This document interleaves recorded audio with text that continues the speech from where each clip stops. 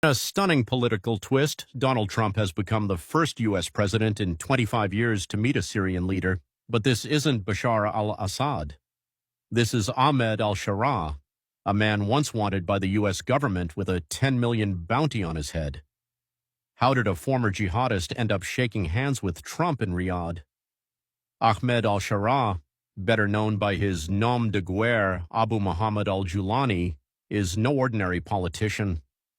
He was a top commander in al-Qaeda's Syrian branch, the Nusra Front, leading fierce battles against the Assad regime, ISIS, and even U.S.-backed rebels during the Syrian civil war. But in 2016, he made a significant pivot, splitting from al-Qaeda and rebranding his forces as Hayat Tahrir al-Sham, or HTS. He traded jihadist slogans for suits and governance, a transformation that left many skeptical, yet some viewed it as a tactical move toward power. Fast forward to late 2024, and in a shocking turn of events, al-Julani's fighters seized Damascus, toppling Bashar al-Assad after over a decade of brutal conflict.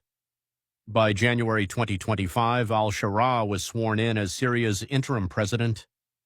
Then on May 14, 2025, during a highly anticipated visit to Riyadh, Trump sat down with Syria's new leader.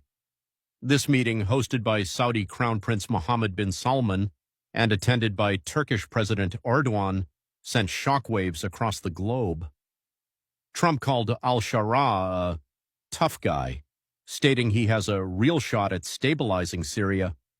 This was more than just a handshake, it was a diplomatic gamble. Just a few years ago, al-Sharaa was on America's most wanted list, and his forces were accused of serious human rights abuses. Critics label him a warlord in a president's suit, while defenders argue he's a pragmatic survivor, willing to compromise for power. His government has already opened talks with the UN, allowed limited humanitarian access, and pledged elections by 2026. But can a man who was once at war with the West truly become its partner? This move isn't just about Syria, it represents a realignment of the Middle East.